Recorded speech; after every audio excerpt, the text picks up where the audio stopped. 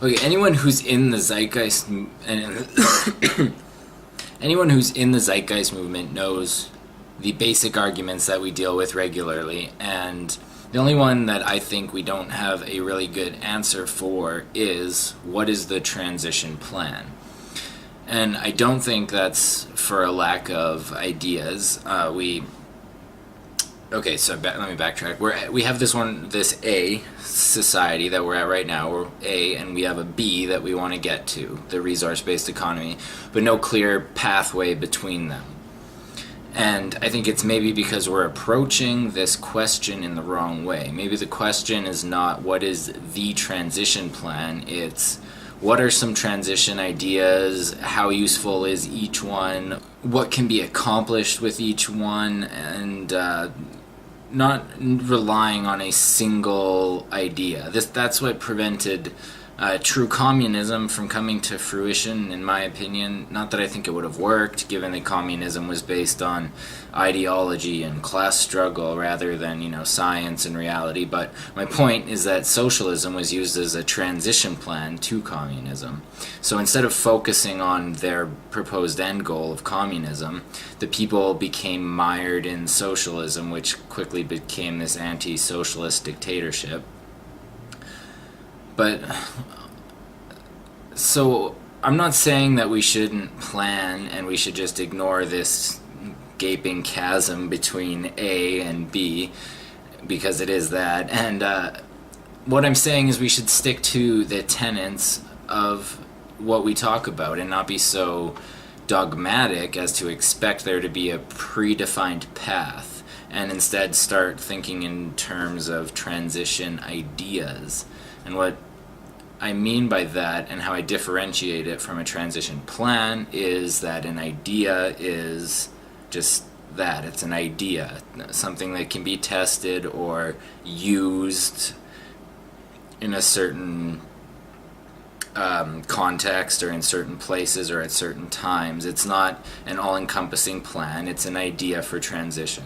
So what are some of the ideas for transitioning that we do have? The Venus Project has their long-standing transition plan of making a major motion picture that would create enough interest with people to help fund a test city or a research center, and this would create a demand within the people for their governments to begin to switch systems.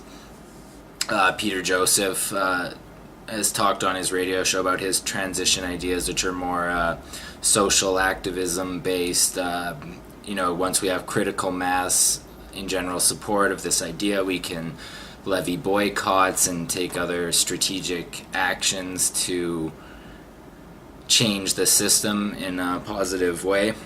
Doug Millett has been talking about for a while building small-scale automated solar-powered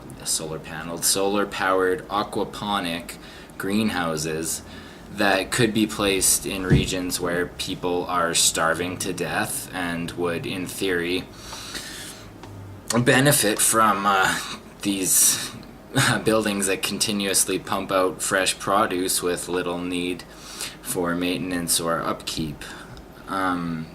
This being a proof of concepts of the sorts of robust and abundance creating technologies and high science applications that we advocate for a resource-based economy. Oscar Gonzalez has recently put out a great lecture that I think I'll be working on turning into a shorter video with him at some point, with yet another transition idea, and I'll link the lecture in the description. But the basic idea is that we already interact in small-scale resource-based economies with our friends and family for certain transactions. Like, you and your friends may pass around books and CDs or something, like CDs anymore, but but not really keeping track of who has what. Or you may lend your time to one another to help move or something. And or if you're a parent, you likely have a resource-based economy with your children because they're hopefully given the resources they need regardless of whether they can pay for them, being that they're children. So given that we already act within small-scale resource-based economies already, it only makes sense that as we transition, we grow these resource-based economies through networking with other supporters, taking an account of what resources we have collectively available for us, and starting to act in a more resource-based economic system rather than a trading, bartering, or market system.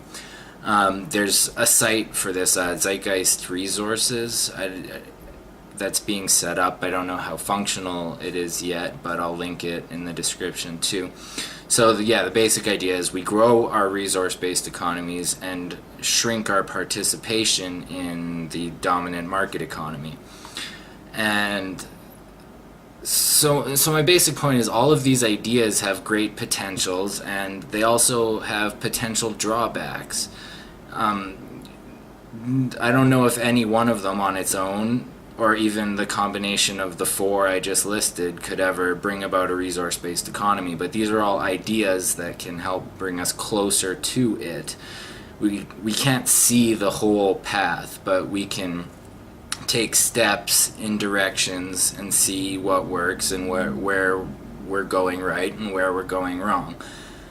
So the plan itself is emergent, just like science and reality are emergent. So that's why there is no transition plan, and there shouldn't be one.